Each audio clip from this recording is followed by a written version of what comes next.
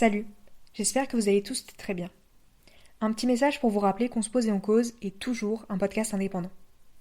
Du coup, la meilleure chose que vous pouvez faire pour me soutenir, c'est vous abonner si ce n'est pas déjà fait, et mettre 5 étoiles sur vos applications d'écoute préférées. Vous pouvez aussi donner votre avis sur l'épisode, continuer la réflexion ou me corriger si besoin, tout en restant respectueuse dans l'espace commentaire. Et puis, n'hésitez pas à partager l'émission sur les réseaux sociaux ou autour de vous. Évidemment, ça me fera plus d'écoute, mais ça lancera aussi des discussions animées avec vos proches. Autre chose, cet épisode, il fait partie d'une série sur la colonisation française, son histoire et ses conséquences passées et présentes. Il n'y a pas d'ordre précis, tous les épisodes s'écoutent indépendamment les uns des autres. Je tiens à préciser que je suis une femme blanche, que je ne suis ni historienne, ni spécialisée en études post- ou décoloniales. Et que, de la France, je connais que la Corse et l'Hexagone. Ainsi, je peux avoir des biais ou dire des bêtises. Pourquoi faire cette série d'épisodes alors ? D'abord parce que je veux apprendre. Apprendre sur mon passé pour comprendre les problématiques actuelles. Ensuite parce que je veux partager des connaissances. Combien de fois ai-je entendu dire que la colonisation était soi-disant terminée ? Que tout ça, c'était du passé et qu'il fallait arrêter de sans arrêt le ressasser ? Combien de fois ai-je entendu des soi-disant nationalistes voulant défendre une France fantasmée sans pour autant connaître ses véritables habitantes ? Comment parler au nom des Françaises sans les connaître ? Enfin, parce que tout est politique. Notre histoire et notre identité française le sont également. Et je veux pas que certaines s'approprient notre roman national et le détournent pour servir leurs intérêts idéologiques. Voilà les grandes lignes. Et pour celles qui veulent vérifier ce que je dis ou aller plus loin, je vous rappelle que mes sources sont toujours indiquées dans la description de l'épisode. Et sur ce, bonne écoute. Je me sens plus comme un citoyen de papier. Je ne considère pas que les Antillais soient français pour une seule et bonne raison. Les Antillais n'ont pas les mêmes droits que les Français. Alors même en ayant la nationalité française, j'ai l'impression que de manière générale, mon peuple n'est jamais vraiment inclus. Je me sens français de seconde zone, accepté non, exploité oui. C'est comme si j'avais été adopté par une famille. On va dire que cette famille, c'est la France. Mais le problème, c'est que moi, je vis dans une maison et ce parent qui est censé nous avoir adoptés et apporter une aide et tout, il vit à un autre endroit qui est très loin et que limite on ne verra jamais. Alors que ce parent, en fait, ne voit pas réellement dans quelles conditions on vit, quelle est la mentalité sur place, comment les choses se passent réellement. Voilà, il y a tous ces manquements, en fait, mais il y a un peu cette image de représenter la famille parfaite. Mais quand même, il faut quand même donner des comptes à ce parent. C'est ce parent qui nous représente, c'est ce parent qui prend certaines décisions. On n'est pas écouté, pas considéré, violenté, on n'a pas notre mot à dire. Mais politiquement, on n'est pas compris. Enfin, on ne comprend pas notre réalité, notre histoire, nos douleurs. On se sent énormément délaissé. Et c'est tellement dur de se rendre compte que vraiment, on n'est pas du tout considéré comme français. J'ai vraiment eu un choc de culture de me rendre compte que je ne suis pas française. On n'est pas inclus, on n'est pas compris et on n'est pas accepté par la France. J'ai une carte d'identité française, mais aux yeux de la France, je ne suis pas française. Je pense qu'on est inclus, mais juste théoriquement, on n'est pas assez pris en compte à mon goût. Et aux yeux de la France, je ne suis même pas une étrangère, je suis une inconnue. Et politiquement, on n'a pas de vraie voix. Les candidats ne pensent pas à nous. On est vu que pour nos beaux comtés, pour le soleil, la plage. Je crois quand même que la France nous est un peu redevable. Parce que pour moi, l'État nous exploite. Il nous méprise, il nous infantilise. J'ai envie de dire, c'est un peu du foutage de gueule. Beaucoup de gens pensent, par exemple, que les Antillais devraient être reconnaissants envers la France, que c'est notre pays mère. Moi, je pense que c'est l'inverse. Nous avons beaucoup plus donné à la France qu'elle ne nous a donné en retour. La France a vu, par contre, dans nos territoires des positions stratégiques, économiquement, géopolitiquement. Et à part ça, je trouve qu'on est traités comme des assistés, alors qu'on travaille, on cotise, on participe à l'économie française. Et puis souvent, on oublie que nous sommes des citoyens français, on paye des impôts comme tout le monde. Et on ne peut pas nous demander de se sentir français lorsque les lois ne sont pas pensées pour nous, que lorsque les politiques ne pensent pas à nous, que lorsque nous sommes jugés en Guadeloupe comme si nous étions des Occidentaux, alors que nous ne sommes pas Occidentaux. Donc dès là, on a l'impression que ce que nous sommes importe peu et que ce que nous sommes réellement et ce que nous revendiquons être n'est pas pris en compte. Parce qu'ils parlent tous les jours du vivre ensemble, par contre, ils excluent les Antillais. Le fait de se sentir français, c'est vraiment de la propagande. Parce qu'on n'a que les inconvénients, on n'a aucun avantage à être français. Donc je dirais que politiquement, j'ai beaucoup de difficultés. J'ai pas de camp, en fait. Mon camp, c'est la Guadeloupe. Je me bats d'abord pour mon île, pour mes îles, parce qu'on souffre trop. Et la France, c'est pas ça. La France, ça doit pas être ce truc où on monte les uns contre les autres pour garder les privilèges de quelques-uns. Le patriarcat préexistait au capitalisme, donc il peut lui survivre. La France, elle est vraiment au bord d'une maladie qui est le fascisme. L'escroquerie, c'est qu'on a fait prendre l'extrême droite pour la droite et la gauche pour de l'extrême gauche. Pour moi, on ne peut plus parler d'inaction climatique, mais d'action délibérée, de destruction du vivant. On parle de désirabilité depuis avant, on n'est pas à la Fashion Week. Là, le sujet, c'est très très simple. C'est la dignité des gens. Si nous, on nous répète tout le temps, toujours, qu'on n'est pas ici chez nous. Pourquoi il y a des hommes déguisés en femmes? Faut répondre quoi à ta gamine de 9 ans? Que c'est une personne qui prône la paix avec des cheveux longs. On se pose et on cause. Le podcast qui donne la parole à ceux qu'on entend le moins. Notamment les jeunes. Et qui vulgarise les sujets politiques du quotidien. Moi, je me sens guadeloupéenne. Je me sens antillaise, je me sens caribéenne. Je suis guadeloupéen. Je pense que mon identité est multiple. Plus précisément, guadeloupéenne, afrodescendante. Je suis guadeloupéenne. Je me considère comme un caraïbéen. Je me définis comme antillais, martiniquais et guadeloupéen. J'ai une identité multiple. Je me définis en tant que guadeloupéen et martiniquais, antillais et caribéen. Je suis créole, antillaise, noire, caribéenne, latina. Je me sens également française, mais ça c'est notre partie. Enfin, c'est bien après tout cela. Européenne peut-être, mais je ne vois pas cet aspect-là dans ma vie. Mais je dirais surtout et avant tout que je suis un Guadeloupéen. Mais je suis guadeloupéenne avant tout. L'identité française, pour moi, elle est purement administrative.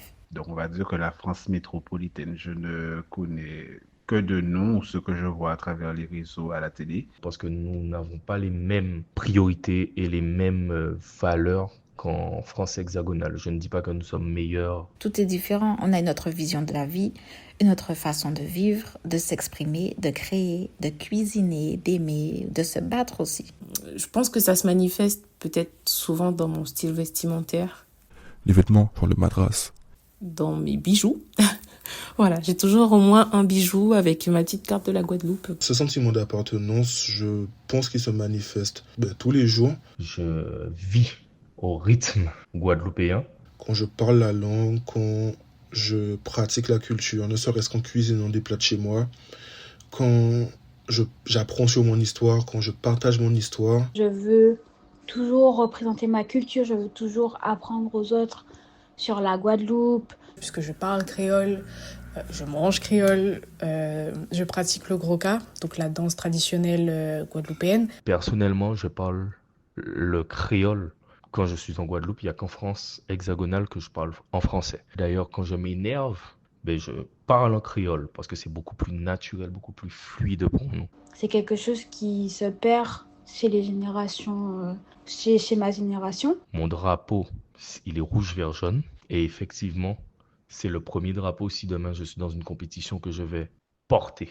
Aucun moment je me sens proche, par exemple, même du drapeau bleu, blanc, rouge. Ça ne veut pas dire qu'effectivement je crache sur le drapeau bleu, blanc, rouge. Absolument pas. Mais celui qui me représente, qui est le mien, c'est celui-ci. Et même si il est clair qu'on est inévitablement influencé par la France, on n'est pas français dans l'âme.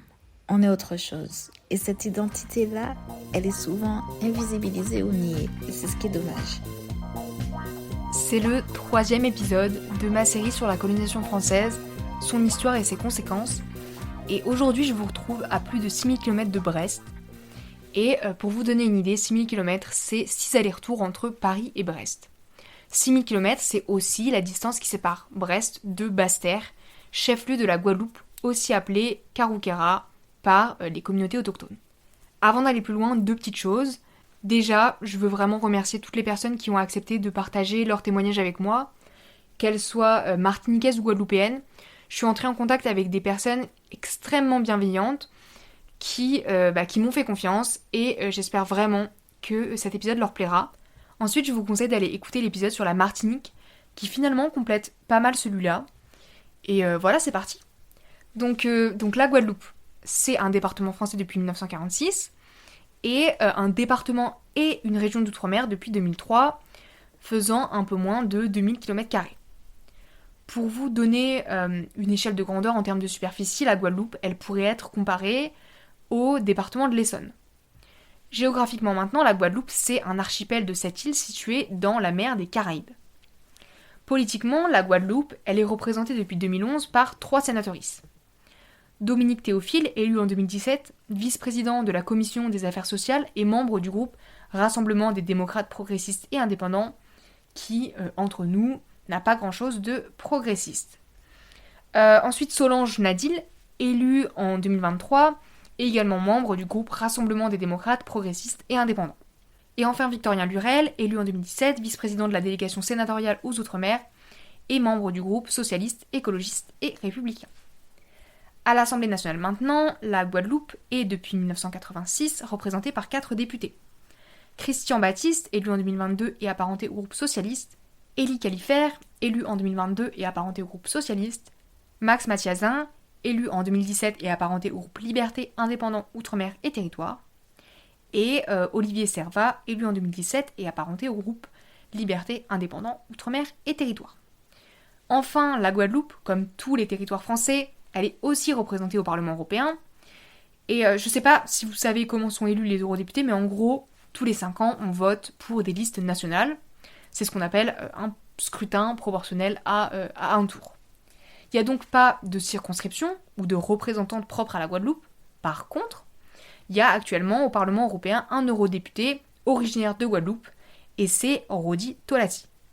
Rodi Tolassi, il est membre du groupe Patriotes pour l'Europe et c'est un élu du Rassemblement national. Je ne vais pas spécialement développer ses prises de position au sein de l'hémicycle, c'est pas vraiment le sujet de l'épisode. Par contre, ça me permet d'aborder la question de l'extrême droite en Guadeloupe. Et je vous apprends rien, les idées d'extrême droite, elles progressent partout, et la Guadeloupe, comme les territoires d'outre-mer en général, ne fait pas exception à la règle. Depuis 2022 notamment, les scores du Rassemblement national ne font que progresser en Guadeloupe. Lors du premier tour de l'élection présidentielle de 2022, Marine Le Pen, elle récolte 17% des votantes, se plaçant en 2e position derrière Jean-Luc Mélenchon et ses 56% de votantes. Au 2e tour par contre, Marine Le Pen, elle arrive en tête du scrutin avec presque 70% des votantes. Et cette dynamique favorable à l'extrême droite, on la retrouve lors des élections européennes de 2024, parce que la liste du Rassemblement national se classe première en Guadeloupe comme en Martinique. Bon, mais comment est-ce qu'on explique tout ça ? Déjà, l'abstention, elle est généralement beaucoup plus élevée dans les territoires d'outre-mer qu'en hexagone.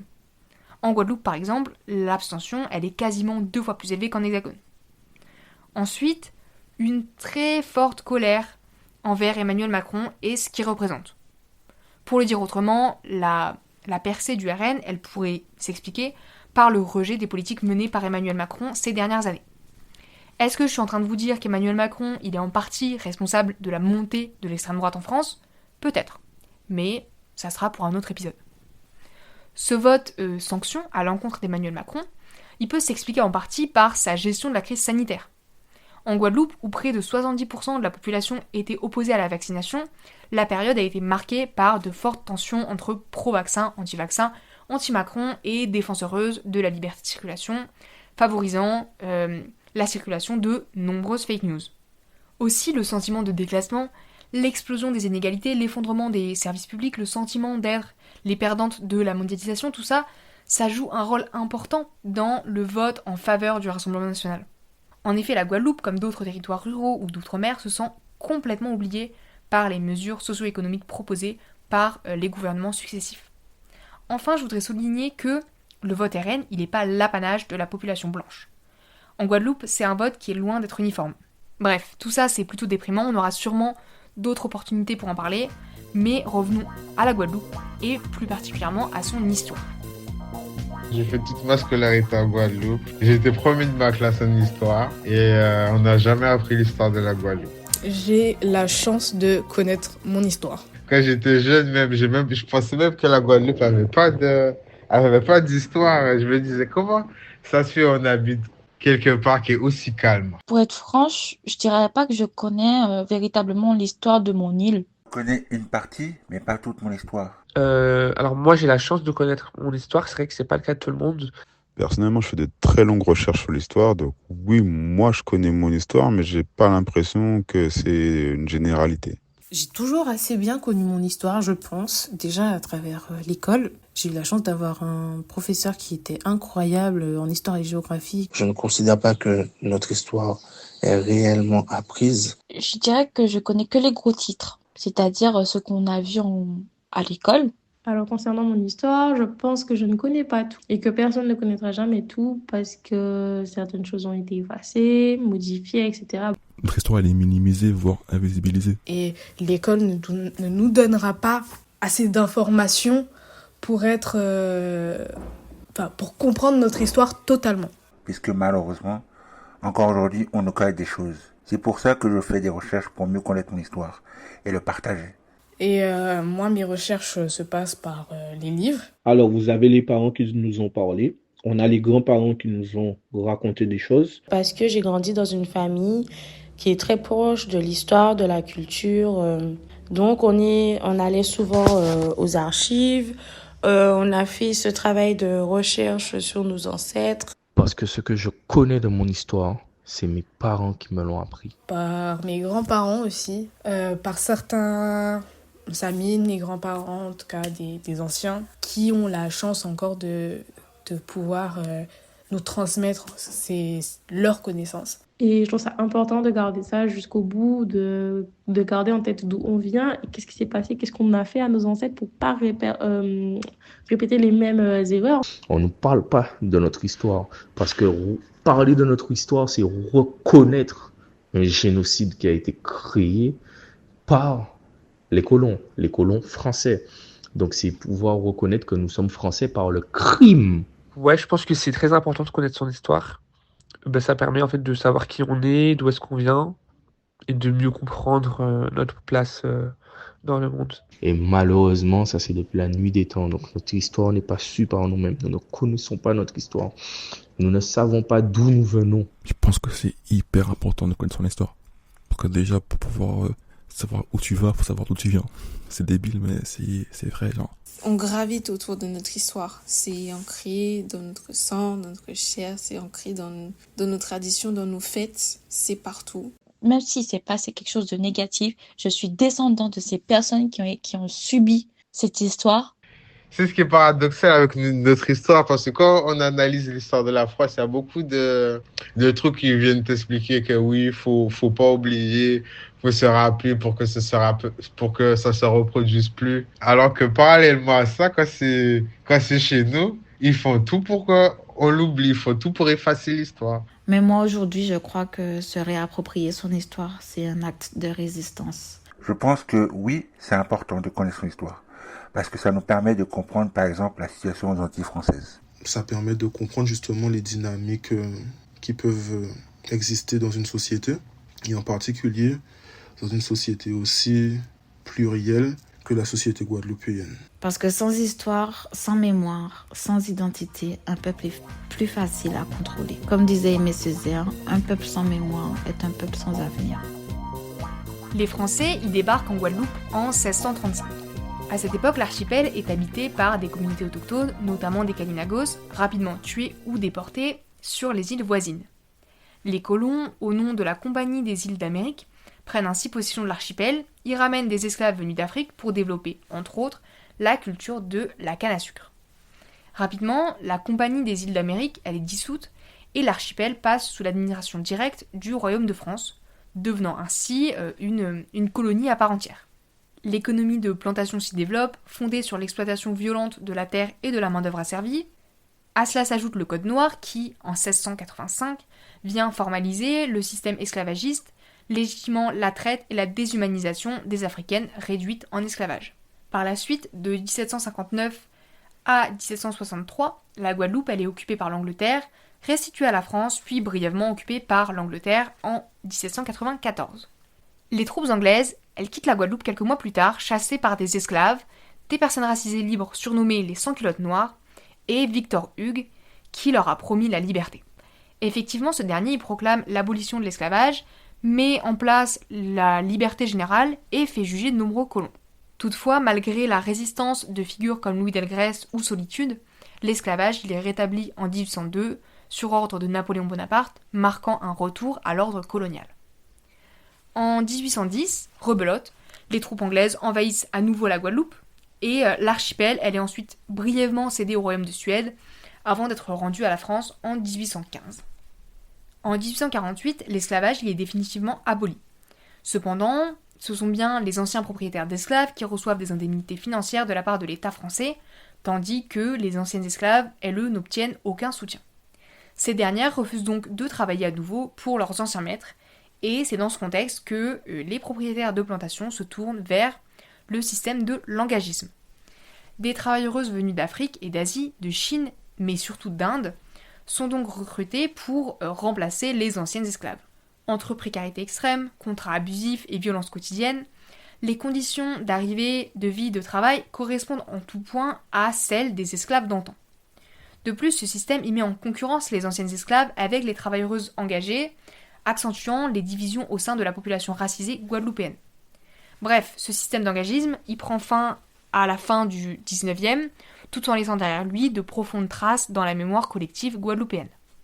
J'en profite pour rappeler que un mémorial dédié aux engagées indiennes existe depuis 2015 à Capesterre-Belle-Eau, mémorial qui n'a d'ailleurs bénéficié d'aucun fonds public.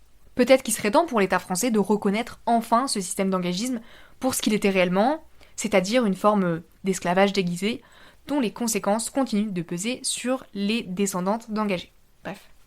Pour revenir sur l'histoire de la Guadeloupe, je voudrais souligner le poids qu'a eu l'Église sur les territoires, notamment à travers son emprise sur les institutions scolaires. L'école, comme dans de nombreux territoires colonisés, elle a longtemps été réservée aux personnes libres, issues de classes relativement aisées, faisant de l'instruction un marqueur à la fois social et racial. En Guadeloupe, dès la fin du XIXe siècle, les congrégations religieuses, autrement dit les communautés de religieuses, elles occupent une place centrale dans le système scolaire. En effet, ce sont elles qui gèrent les écoles communales censées accueillir la population racisée et gérer, entre guillemets, son éducation morale et religieuse. Dans les années 1880, Alexandre Isaac, homme politique guadeloupéen racisé, propose une réforme ambitieuse de l'enseignement local.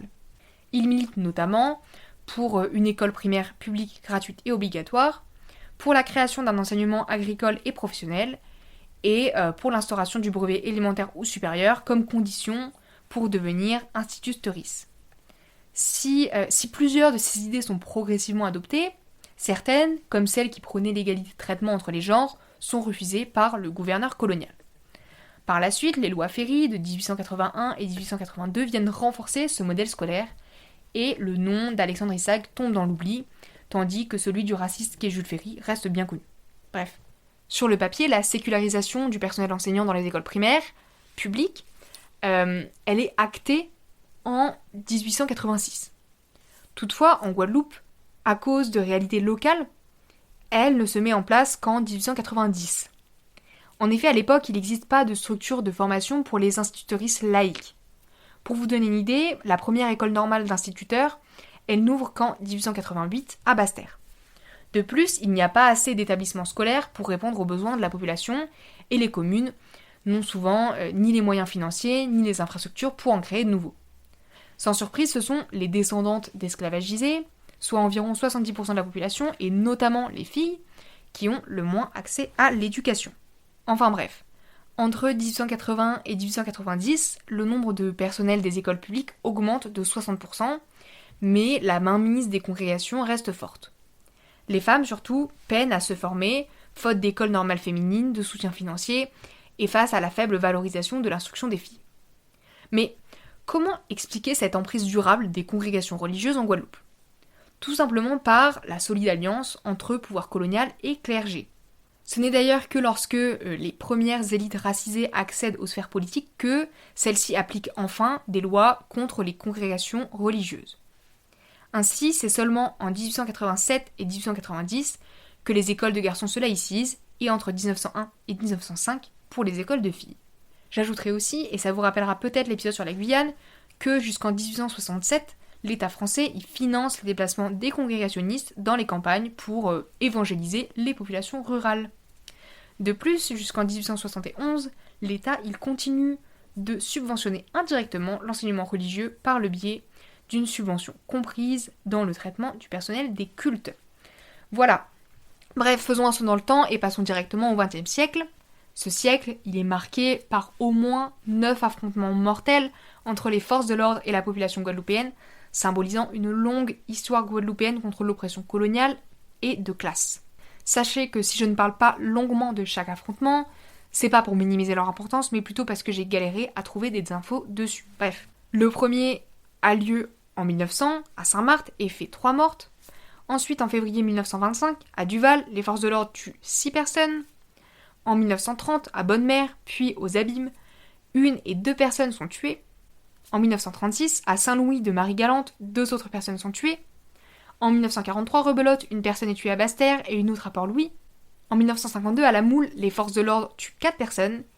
Et sur ce dernier massacre, j'ai réussi à trouver quelques infos, donc je vous fais un petit résumé. Pour faire simple, les ouvrières agricoles des champs de canne à sucre, elles étaient déjà en grève depuis la mi-janvier, parce que depuis la fin de la guerre, il y a un énorme écart entre la prospérité des usines et l'immense misère de celles qui y travaillent. Depuis début février, le préfet il prend donc un arrêté qui interdit toute manifestation ou attroupement sur la voie publique. Évidemment, ça ne change rien aux réalités du terrain, mais ça donne un prétexte à la répression. Les CRS sont partout, entre guillemets protégeant les travailleuses de leurs collègues grévistes, et loin d'être discrète, la présence des CRS elle est perçue comme une occupation, comme une provocation permanente. Dans ce climat d'intimidation et de terreur, les CRS y se déploient, multiplient les contrôles musclés et les démonstrations de force. Le 14 février, à 6h30, les CRS, ils arrêtent un jeune garçon qui, même selon leurs propres sources, résulte d'un acte gratuit d'intimidation. C'est de l'étincelle qui met le feu aux poudres parce que les grévistes pacifistes ils tentent de bloquer les déplacements des CRS et un peu avant midi, la foule remontant les barricades se heurte à un barrage policier. Le contact physique est établi et les premiers coups de feu éclatent, très probablement du côté des CRS. C'est un massacre. 4 mortes, une quinzaine de blessés et sûrement des dizaines d'autres estropiés ou handicapés à vie. Comme l'écrit Christian Schnackenburg, historien spécialisé de la Guadeloupe, le massacre de la Moule, ce n'est ni un accident ni une bavure policière. C'est le résultat d'une violente lutte des classes. Ce massacre, il a politiquement quasiment pas fait de bruit que ce soit en Guadeloupe ou en Hexagone. Quelques articles dans l'UMA, une émotion vite retombée dans les syndicats et le milieu étudiant antillais, et surtout aucune suite pénale. Fin février, les ouvriers reprennent donc le travail, épuisés physiquement et financièrement par un mois de lutte intense. Dernier massacre du siècle et pas des moindres, celui de 1967 à Pointe-à-Pitre. Tout commence par l'agression raciste d'un béquet sur un vieil homme noir handicapé. La colère monte et peu de temps après, les ouvrières du bâtiment se mettent en grève, revendiquant des augmentations de salaire et de meilleures conditions de travail. Les colères convergent. Rapidement, le mouvement est soutenu par les syndicats et différentes organisations indépendantistes. Et face aux projectiles lancés sur les CRS, ceux-ci répliquent à balles réelles. Le bilan officiel parle de 7 mortes, mais les chiffres des historiennes tournent plutôt autour de 87 à 200 mortes. Évidemment, ces massacres, on les apprend pas à l'école. Personnellement, j'en avais jamais entendu parler avant de préparer cet épisode. Et donc peut-être qu'il serait temps d'enseigner l'histoire de France dans son ensemble. Parce que tout ça, ça a encore des répercussions aujourd'hui. Je veux dire, la Guadeloupe, elle reste au cœur des luttes sociales et raciales. En 2009, par exemple, l'historique grève générale portée par la détermination des travailleuses et la détermination des syndicats, elle secoue le territoire. Tout commence fin 2008 avec un cahier de revendications et une demande de baisse des prix de l'essence, dans un contexte global de crise économique, de chômage massif et de grande précarité. À ce moment-là, plus de 100 000 Guadeloupéennes vivent sous le seuil de pauvreté. Le 19 janvier 2009, les travailleuses des stations-service entrent en grève. Le mouvement est organisé à ce moment-là par le LKP, un collectif d'une 50aine d'organisations, aussi bien syndicales, écologistes, culturelles, etc. Pendant 44 jours, toute l'économie de l'île est paralysée. Les piquets de grève sont partout, des débats sont organisés dans la rue, et la majorité des établissements, publics comme privés, sont fermés.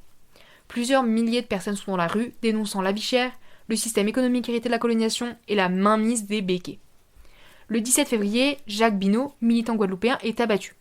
La version officielle, évidemment, accuse un jeune homme, mais l'enquête est bâclée. La répercussion frappe aussi d'autres militantes interpellées ou tabassées. Le patronat béquet exerce à ce moment-là une pression pour que l'État réprime plus durement. On frôle à plusieurs reprises la confrontation armée, mais la présence de la presse internationale dissuade l'État de basculer vers un véritable conflit armé. En effet, les revendications guadeloupéennes font écho dans les Outre-mer et plus globalement dans les milieux ouvriers européens. En Guadeloupe, les impacts de ces grèves, ils ont été symboliques, mais aussi économiques.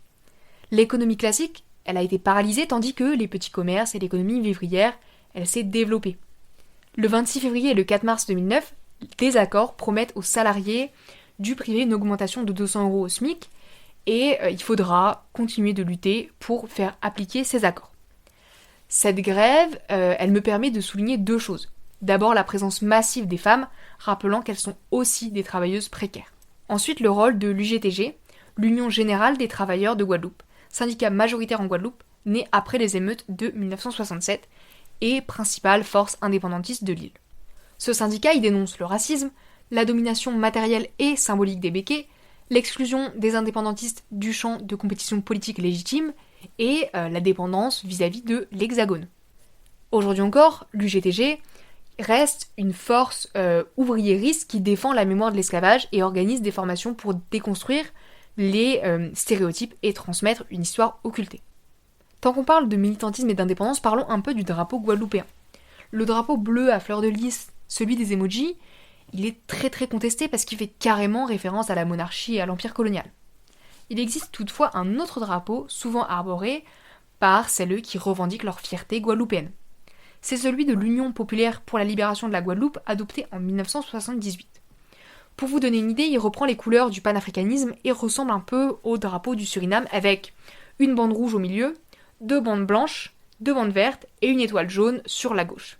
Je vais terminer cette partie sur les classes sociales et l'héritage colonial en vous rappelant que le taux de chômage en Guadeloupe il reste très élevé.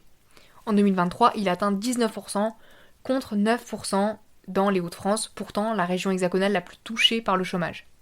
Même constat pour le PIB par habitant, en 2022 il était d'environ 26 000 € en Guadeloupe contre 30 000 € dans les Hauts-de-France.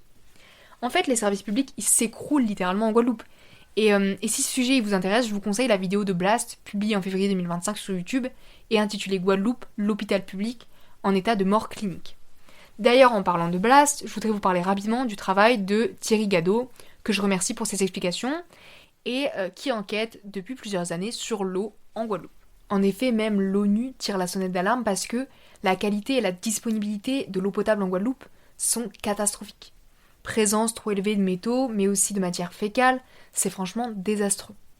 L'autorité régionale de santé ainsi que le syndicat mixte de gestion de l'eau et de l'assainissement de Guadeloupe, ils multiplient les alertes et les interdictions à la consommation d'eau depuis 2022. Les solutions, ça serait, pour reprendre les termes du rapport de l'ONU publié en 2023, ça serait donc pour la France de mettre en place 6 mesures urgentes. 1. Garantir l'accès à une eau potable pour toute la population du territoire. 2. Protéger efficacement les ressources en eau. 3. Sanctionner les entreprises qui polluent les ressources en eau. 4. Assurer une gestion durable des eaux usées. 5. Élargir les programmes de réparation pour les personnes affectées par la pollution des eaux. Et 6. Élaborer une stratégie à long terme pour garantir un accès à une eau et à des aliments sans contamination. Finalement, comme le dit Thierry Gadot, ce rapport c'est un réquisitoire humiliant sur les manquements de l'État français à ses devoirs.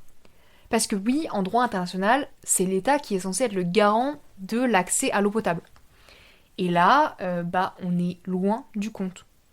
L'État y refuse d'aller plus loin qu'un simple cofinancement d'infrastructures et il refuse de prendre des mesures d'urgence. Concrètement, ça veut dire que les Guadeloupéennes y ont de l'eau un jour sur 2, que le taux de fuite il est estimé à presque 70%, et que le prix au mètre cube, il est 55 fois plus cher qu'en hexagone. La population est donc, à raison, en colère et refuse de payer des factures souvent inexistantes ou truffées d'erreurs. Depuis la fin des années 2000, une grève des factures a été lancée avec le soutien de nombreux élus, et par exemple, entre 2021 et 2023, on estime qu'entre 23 et 43% des usagères ont cessé de payer leurs factures d'eau. Réponse de l'État, aucune. Réponse du syndicat, un investissement de 247 millions d'euros entre 2023 et 2027, soit de 73 millions de moins que le plan initial, sacrifiant notamment les crédits dédiés à l'assainissement. De plus, le syndicat, il y a de fortes chances qu'il soit en cessation de paiement d'ici 2025. Bref, c'est la merde, et si le sujet vous intéresse, je vous recommande la lecture de Guadeloupe l'île sans eau, écrit par Thierry Gadot, publié en 2022, et que j'avoue j'ai pas encore eu le temps de lire, mais si c'est un sujet qui vous intéresse, je pense que le livre vous plaira. Bref, passons maintenant à la dernière grande partie de l'épisode, que je voulais consacrer à un scandale sanitaire, écologique, social et racial, que vous connaissez peut-être, le chlordécone. Dans cette dernière partie, je vais parler de la Guadeloupe et de la Martinique, puisque la problématique et surtout les conséquences du chlordécone ont touché les deux territoires de manière assez similaire. Alors le chlordécone, c'est, en un mot bref, c'est un poison. Le chlordécone, c'est un pesticide très très très toxique. Il a été utilisé pendant longtemps en Guadeloupe et en Martinique, dans les bananeraies. Le chlordécone a empoisonné nos terres, non seulement en Guadeloupe, mais aussi à la Martinique. Toutes nos terres sont polluées. Le chlordécone, c'est pas seulement un poison pour nos corps, c'est un symbole de la continuité du système colonial qui nous considère comme des citoyens de seconde zone, comme des vies moins importantes. On a tous du chlordécone. Moi, j'ai du chlordécone en moi, mes parents, et ça ne partira pas, c'est en nous. Moi, je sais que chaque plat que tu manges aux Antilles, tu te dis, ça se trouve là, je suis en train de m'empoisonner moi-même. Et ça continue en fait de polluer les sols et l'eau de la Guadeloupe parce que je trouve que c'est un pesticide qui dès qu'il est entré en contact avec la terre ou l'eau, ben, ça pollue en fait. Donc la relation chlordécone, les gens sont obligés de faire avec. Et je peux dire que j'ai potentiellement du chlordécone dans le sang. Les gens meurent d'avoir été exposés à ce produit. Et l'État a laissé faire tout en sachant que c'était interdit en fait en France et même en Europe, il me semble. Et aujourd'hui encore, il n'y a zéro justice et aucune excuse par rapport à ce qu'il se passe et ce qui s'est passé à cause du chlordécone. La cerise sur le gâteau, c'est le refus de la justice de véritablement entendre l'affaire. C'est quand même grave. Et les béquiers, en fait, ils en ont profité. En gros, l'État et les béquiers se sont joints pour pouvoir polluer les terres et les corps. On peut dire très honnêtement que dans cette affaire, l'État et le groupe GBH ont été main dans la main pour empoisonner les Antillais. C'est une balle en fait qui se lance comme ça. Les politiciens disent que c'est les béquets disent que ce sont les politiciens. La balle se renvoie comme ça à tour de rôle, mais aucune solution en fait n'est réellement trouvée. Récemment, là, en 2024, l'Assemblée nationale a reconnu la responsabilité de l'État dans le scandale sanitaire du chlordécone. Mais pour moi, c'est plus qu'un scandale, hein. C'est un crime en réalité. Pour moi, c'est pratiquement c'est un crime contre l'humanité. Ça permet quand même tout simplement de décimer une partie de la population locale. Et franchement, c'est dégueulasse et c'est la raison pour laquelle, l'une des raisons pour lesquelles les Antillais ne se sentent pas totalement français. Pourquoi sur ceux qui sont proches de la métropole, on applique les règles afin que la santé de tous soit préservée, alors que pour nous, limite, on se dit, tant pis pour ceux qui y vivent, le but, en fait, c'est de faire du profit. Donc je pense que la France doit reconnaître la responsabilité, soigner les victimes, trouver des solutions pour dépolluer les terres et protéger la population. Mais enfin bref, même cette reconnaissance-là, elle reste seulement symbolique. Parce que quelles solutions ont été proposées ou apportées? Aucune. C'est compliqué et les solutions, il n'y en a pas énormément, puisque Et il y a des recherches qui sont menées, il n'y a rien pour le moment de concluant, en tout cas, qui a été montré au grand public. Je pense qu'il n'y a pas de solution contre ça. Une des solutions, je pense, une des solutions serait peut-être que tous les Guadeloupéens et Martiniquais, on dépose tous une plainte contre l'État et les béquets pour empoisonnement. Je ne sais pas comment ça s'appelle juridiquement. Je pense que là, on pourrait faire bouger les choses et puis ce serait une première mondiale, tu vois. Presque 1 million de personnes ce serait extraordinaire, tu vois. Sincèrement, pour moi, la seule réponse, c'est la colère. Faut imaginer que le climat de la Guadeloupe et de la Martinique, il est chaud et humide, donc super propice à la culture de la banane qui se développe à fond après la Seconde Guerre mondiale jusqu'aux années 80. Sauf que ce même climat tropical, il favorise aussi les cyclones et les insectes, notamment le charançon noir qui donc menace les cultures. La solution trouvée à l'époque pour lutter contre ce entre guillemets nuisible, c'est une utilisation massive de pesticides, dont ceux à base de chlordécone. Officieusement, on peut aussi dire que le chlordécone il a été utilisé pour répondre aux exigences du capitalisme bananier qui voulait du rendement, peu importe les conséquences. Il est important de noter que les autorisations françaises pour le chlordécone, elles n'évaluent que son efficacité agronomique et non sa toxicité. Pourtant déjà à l'époque, il y a des signaux d'alerte qui existent. Entre 1975 et 1980, plus d'une centaine de publications scientifiques détaillent la persistance de cette molécule dans l'environnement et ses risques pour la santé humaine. En 1979, le Centre international de recherche sur le cancer conclut que il y a assez de preuves pour dire que le chlordécone, il est cancérigène chez la souris et le rat, et qu'il faut donc le considérer comme potentiellement cancérigène chez l'humain. En 1979, on sait donc que le chlordécone, il est potentiellement cancérigène. Il n'est pourtant interdit en France qu'en 1990, et encore, il est réintroduit en 92 grâce à une dérogation et rebelote en 93. Et pire, à cause de campagnes de récupération insuffisantes et de stocks à écouler, le chlordécone est en réalité utilisé jusqu'en 2007 et peut-être encore utilisé maintenant.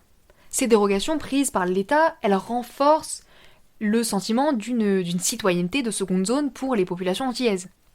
En effet, le chlordécone, faut bien comprendre que c'est un pesticide qui n'a été utilisé qu'en Martinique et en Guadeloupe. Et pour résumer, en fait, l'utilisation du chlordécone, elle est due 1. Au lobbying très actif des représentants du secteur de la banane dans les années 80, 2. À la proximité entre les distributeurs de pesticides et les groupements de planteurs, et 3. Aux producteurs locaux qui affirment qu'il n'existe pas d'alternative efficace au chlordécone. Conséquence, en 1999, les autorités sanitaires de Martinique et de Guadeloupe révèlent que l'eau potable de leur territoire dépasse les seuils autorisés en chlordécone. Oui, tout est lié, on en revient à l'eau, bref. Et en fait, si les sols et les nappes phréatiques sont pollués, c'est toute la chaîne qui est contaminée.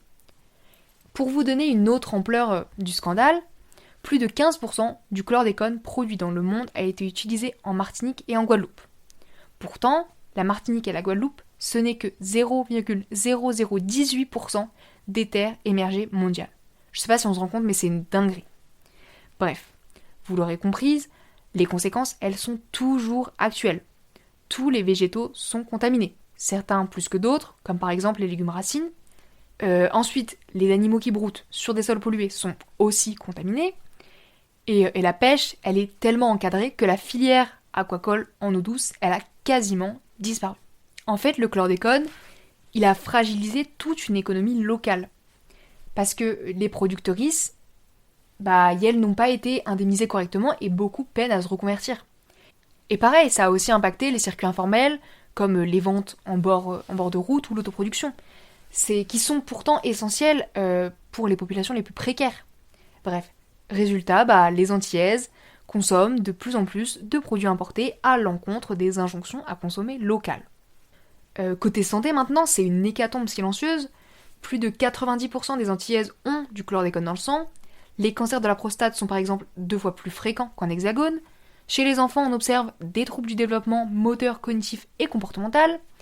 Et le chlordécone, il est aussi reconnu comme perturbateur endocrinien. Malgré tout ça, toutes les maladies, elles ne sont pas encore officiellement reconnues. Bon, mais qu'est-ce qui a été fait depuis ? Quelles sont les réponses de l'État ? Encore une fois, vous en doutez, c'est pas fameux. Déjà, d'un point de vue européen, on en a parlé dans l'épisode sur la Martinique, l'Union européenne, elle continue de subventionner les grandes exploitations de bananes et de canne à sucre au lieu de favoriser une agriculture diversifiée.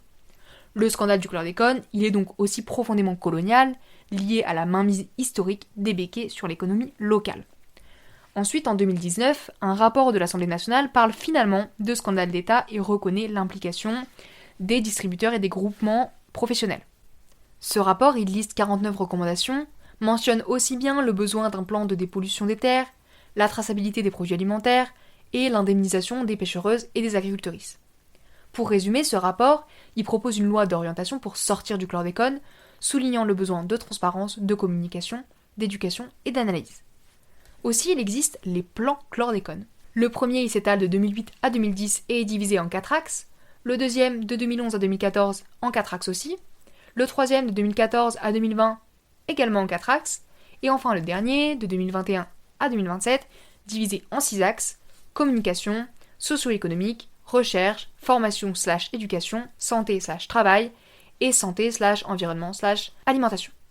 Toutefois, ces plans chlordécone, ils sont souvent critiqués pour leur verticalité, qui met en avant les volets sanitaires plutôt que les dimensions économiques ou environnementales.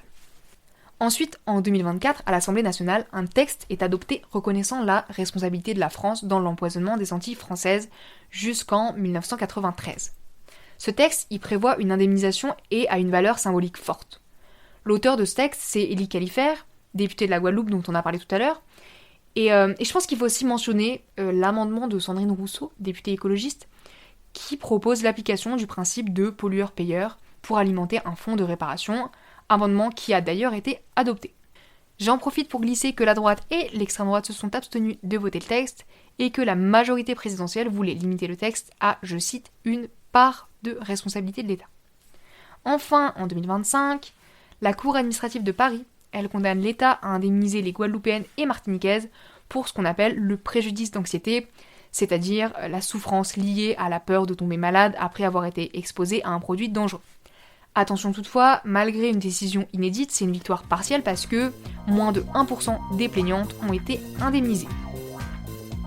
Alors, les béquets, ce sont les descendants des colons qui sont restés sur nos territoires après l'abolition de l'esclavage. Ce sont eux qui, après l'abolition de l'esclavage, ont été dédommagés financièrement par l'État français. Ils ont construit leur richesse sur le cadavre, sur le meurtre de beaucoup de personnes. Je dirais que c'est des gens qui sont foncièrement racistes en fait. Eux, ils vivent entre eux. Ils se marient entre eux, ils s'éduquent entre eux. De nos jours, les béquets, ils forment une élite économique. Tout ce qui les intéresse, c'est l'argent. En clair, ils contrôlent tout ce qu'on mange, tout ce qu'on achète, tout ce qu'on consomme. Ils sont partout, ils touchent à tout. Et tout ça, ça s'inscrit dans un système néocolonial. On est chez nous, mais on ne possède rien. C'est exactement comme au temps de l'esclavage en fait. Eux, ils n'ont pas passé ce cap. Dans la Caraïbe, dans les Antilles, on a un peu l'impression que la politique est complice des béquets sur certains points. Il va être très difficile de barrer la route au monopole sans l'aide de lois strictes. Donc pour lutter contre ça, c'est compliqué parce que même l'État en fait est complice et partenaire de ça. Le problème, c'est qu'on n'a pas le soutien de la France. Il faudrait que l'État, le système fonctionne de manière correcte et non pas de manière corrompue, c'est tout simple. Déjà, je pense qu'on devrait avoir une vision plus claire sur leurs richesses et sur leurs impôts. C'est déjà une taxation sur l'héritage abusif. Mais je pense que déjà, il faudrait redistribuer les terres. Et puis ensuite, la réponse la plus simple que j'aurais pu donner, c'est la redistribution des richesses. En investissant, nous, dans nos productions locales et en formant la jeunesse, en soutenant aussi les commerçants locaux. Il faut vraiment qu'on réussisse à reprendre le monopole. Pour moi, pour lutter contre leur monopole, il faudrait que nous soyons libres. Libres dans tous les sens du terme. C'est-à-dire qu'il faudrait que la Guadeloupe soit indépendante, que la Martinique soit indépendante. Et ce monopole, pour moi, il faut le casser. Pour le casser, on doit reprendre notre économie en main en réclamant soit une autonomie réelle ou une indépendance réfléchie et préparée. J'aimerais conclure cet épisode avec les mots de Malcolm Ferdinand, chercheur qui s'intéresse aux intersections entre écologie, histoire coloniale et justice sociale. Pour lui, le scandale du chlordécone, il est sanitaire, mais il est aussi un cas clair de racisme environnemental ancré dans les logiques coloniales de l'industrie bananière. Aujourd'hui encore, on estime que plus de 25% des terres agricoles de Martinique et de Guadeloupe sont contaminées pour une durée allant de 60 à 700 ans. C'est une véritable discrimination, un vestige colonial qui continue d'empoisonner les Antillaises. Pour Malcolm Ferdinand, on peut donc parler de citoyenneté post-coloniale. Parce que cette pollution, elle est durable, généralisée, et ses conséquences, elles sont aussi bien sanitaires, sociales, économiques qu'environnementales. Ainsi, prendre soin de la Terre, c'est aussi prendre soin de ses habitantes, et inversement. Ce qu'il faut donc maintenant, c'est de la justice. De la justice face à l'inégalité écologique dont sont victimes les populations antillaises, inégalement exposées aux pesticides. Il faut protéger ces populations antillaises et clairement reconnaître les responsables, notamment l'État, mais aussi les béquets, dans une optique de justice et d'égalité. D'ailleurs, si vous voulez en savoir plus, je vous conseille l'excellent travail de Malcolm Ferdinand, que ce soit ses interviews ou ses livres. Il a beaucoup travaillé sur le sujet et sur l'écologie décoloniale en général, critiquant la non prise en compte des territoires d'outre-mer en tant que lieu qui pense l'écologie dans le mouvement écolo français. Plus généralement, et pour vraiment terminer l'épisode, il est aujourd'hui nécessaire de mettre les populations des anciennes colonies, que sont les départements d'outre-mer, au centre de nos projets politiques. Ça va sonner un peu niais, mais il faut construire un monde en commun pour tous. Bref, je vous conseille plus généralement sur le chlordécone et ses conséquences, le documentaire Décolonisons l'écologie, documentaire publié en 2021 sur YouTube et qui parle surtout du cas martiniquais, mais qui je pense reste pertinent. Sachant tout ça, je me pose une vraie question, c'est est-ce que ça serait souhaitable de boycotter les bananes antillaises ? Parce que d'un côté, la monoculture de la banane, elle est plutôt destructrice, que ce soit socialement ou écologiquement, et elle profite énormément aux béquets. D'un autre côté, le boycott, il pourrait rapidement pénaliser les mauvaises personnes, c'est-à-dire les travailleuses déjà précaires. De plus, pour manger des bananes, autant manger des bananes françaises. Sur cette question du boycott pour dénoncer l'inaction de l'État dans le scandale du chlordécone, je suis donc un peu mitigée. Surtout que je pense qu'il faut d'abord écouter les premières concernées, les soutenir plutôt que de, entre guillemets, vouloir bien faire et de finalement avoir encore une posture coloniale. Par contre, ce qu'il est possible de faire, c'est soutenir le collectif des ouvriers agricoles empoisonnés.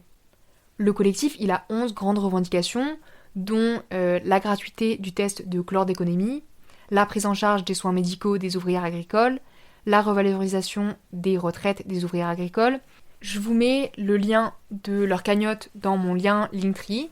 Et voilà, c'est la fin de l'épisode. J'ai encore une fois pas vraiment de conclusion. J'espère au moins que maintenant vous avez une idée plus claire de la Guadeloupe et de son histoire. Encore une fois, je voudrais remercier toutes les personnes qui ont participé. J'espère que ça vous a plu, que vous avez appris plein de choses. Si c'est le cas, n'hésitez pas à partager l'épisode ou à mettre 5 étoiles sur vos applications d'écoute préférées parce que ça aide vraiment pour le référencement. Et pareil, si vous avez des choses à dire, n'hésitez pas à laisser un commentaire. Et puis si c'est pas encore fait, allez écouter l'épisode sur la Martinique. Je pense que pour le prochain épisode de la série, je vais continuer de parler des Antilles françaises. Donc ça sera soit Saint-Martin, soit Saint-Barthélemy. Et voilà, sur ce, je vous souhaite plein de belles choses et on se dit à très vite. Bisous! Entre le chlordécone, les béquets, la vie chère, etc., on mène des combats pour lesquels la population est fatiguée. Aujourd'hui, on est vu un peu comme des habitants de seconde zone. On est vu vraiment comme moins que rien, vraiment. Ce qui me choque sincèrement, c'est le manque d'humanisme et le manque de connaissances historiques que certains élus en métropole ont. Je pense pas qu'ils ont envie de nous aider. Et c'est toutes ces petites choses qui font qu'on a énormément parfois de mal à se sentir inclus et totalement français. On va se considérer premièrement comme étant guadeloupéen, martiniquais, guyanais, tous ceux qui viennent des DOM très souvent. On va premièrement se considérer directement par rapport à notre île avant d'avoir l'impression de faire partie du tout qu'est la France. Il faut qu'on arrive à sortir de ce schéma, à sortir de l'emprise que la France a sur nous. L'homme peut vivre en harmonie, je pense, mais il faut du respect partout. N'ayez pas honte de qui vous êtes ou de ce que vous aimez. Peu importe ce que vous aimez, peu importe ce que vous êtes, peu importe vos origines ou quoi que ce soit. Vous êtes antillais avant tout. La jeunesse guadeloupéenne, martiniquaise, guyanaise, mahoraise, réunionnaise, kanak, on doit se réveiller. Et si je devais ajouter aussi un message aux non-antillais, s'il vous plaît, arrêtez de faire le buzz sur nous. Enfin, si vous voulez parler de nous pour les bonnes raisons. Et la dernière chose que j'aurais ajouté, c'est vivre libre ou mourir. La Guadeloupe doit être libre.